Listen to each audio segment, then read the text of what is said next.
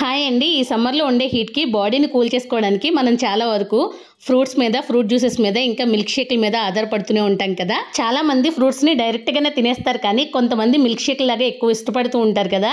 అలాంటి వాటిలోనే బాడీని ఎంతగానో కూల్ చేస్తే కర్బూజాతో మిల్క్ షేక్ని సింపుల్గా, సూపర్ టేస్టీగా, హెల్దీగా ఎలా చేయాలో చూద్దాం. ఈ మిల్క్ షేక్ కోసం కాస్త పండిన కర్బూజాని అయితే తీసుకోవాలి. దీనిని మరింత హెల్దీగా చేయడానికి ఒక బౌల్ తీసుకుని అందులోకి 10 నుంచి 15 వరకు బాదం వేసుకుని కొద్దిగా హాట్ వాటర్ని యాడ్ చేసుకుని బాదంని ఒక అరగంట పాటు పక్కన పెట్టుకుని నానబెట్టుకోవాలి.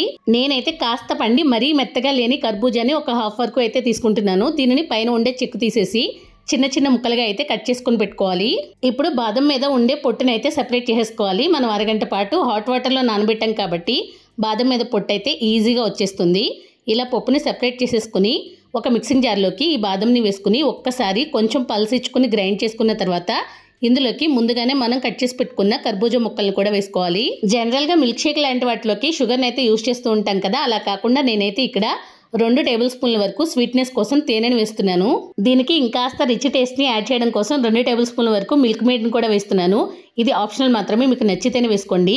ఆ తర్వాత ఇందులోకి 1 గ్లాస్ వరకు కాచి చల్లార్చి ఫ్రిడ్జ్లో పెట్టిన చల్లటి పాలను అయితే వేసుకోవాలి. మిల్క్ షేక్ అనేది కాస్త చిల్గా ఉంటేనే బాగుంటుంది కాబట్టి ఇందులోకి కొద్దిగా ఐస్ క్యూబ్స్ని కూడా యాడ్ చేసుకుని ఒక్కసారి బ్లెండ్ చేసేసుకోండి. నేనైతే మరీ ఫైన్గా బ్లెండ్ చేసుకోలేదు, కొంచెం కచ్చాపచ్చాగానే బ్లెండ్ చేస్తున్నాను.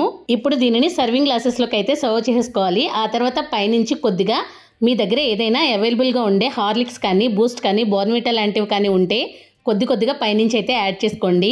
నేనైతే హార్లిక్స్ యాడ్ చేస్తున్నాను. తాగుతున్నప్పుడు టేస్ట్ అయితే చాలా బాగుంటుంది. మనం చేసుకున్న మిల్క్ షేక్ అనేది 2 నుంచి 3 వరకు అయితే ఈజీగా సరిపోతుంది. ఇలా ఇన్ని రకాలుగా చేసుకోవాలని మాత్రం అనుకోవద్దు, చాలా ఈజీగానే అయిపోతుంది. అది కాక మిల్క్ షేక్ని ఇష్టపడే వాళ్ళకి ఇలా డిఫరెంట్గా ట్రై చేస్తే చాలా బాగా నచ్చేస్తుంది.